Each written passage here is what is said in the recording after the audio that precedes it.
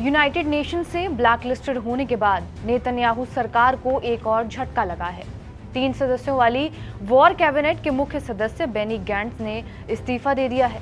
अल जजीरा की रिपोर्ट के मुताबिक गैंट्स के इस्तीफे के पीछे बड़ी वजह गाजा युद्ध में होस्टेज डील को लेकर नेतन्याहू का रवैया है। अपना फैसला सुनाते हुए गैंट्स ने कहा, नेतन्याहू की वजह से इजरायली फोर्स हमास का खात्मा नहीं कर पा रही।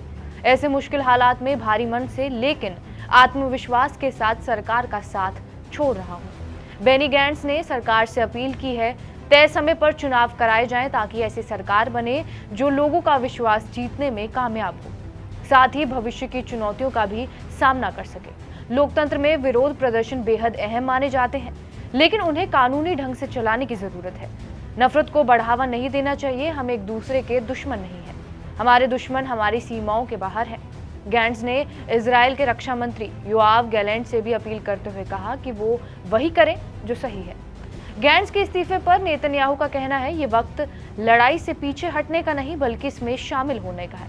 हालांकि उनके इस्तीफे से नेतन्याहू सरकार को फिलहाल कोई खतरा नहीं है, क्योंकि नेतन्याहू अभी भी इजरायली संसद नीसेट में बहुमत वाले गठबंधन पर कंट्रोल रखते हैं।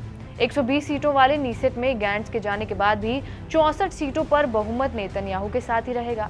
और इसके बावजूद नेतन्याहू चाहते हैं कि गैंट्स अपने फैसले पर दोबारा विचार करें ताकि वो वॉर कैबिनेट का हिस्सा बने रहें। पूर्व सैन्य प्रमुख बेनी गैंट्स को नेतन्याहू के प्रमुख राजनीतिक विरोधी के रूप में देखा जाता है।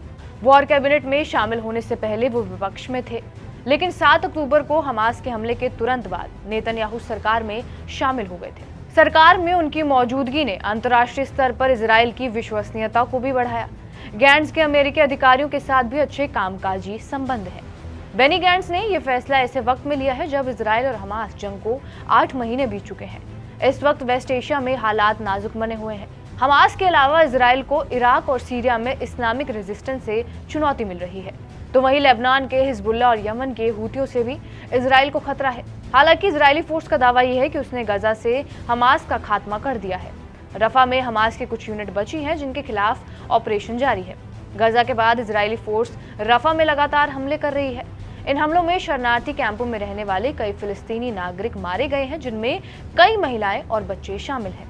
इजराइल हमास जंग में अब तक 37,000 से ज्यादा फिलिस्तीनी नागरिकों की मौत हो चुकी है, जबकि 80% लोगों को घर छोड़ना पड़ा है। इस जंग में 14,000 से ज्यादा बच्चे मारे गए हैं, जिसके चलते यूएन ने इजराइल को ब्लैकलिस्टेड करने का फैसला लिया है।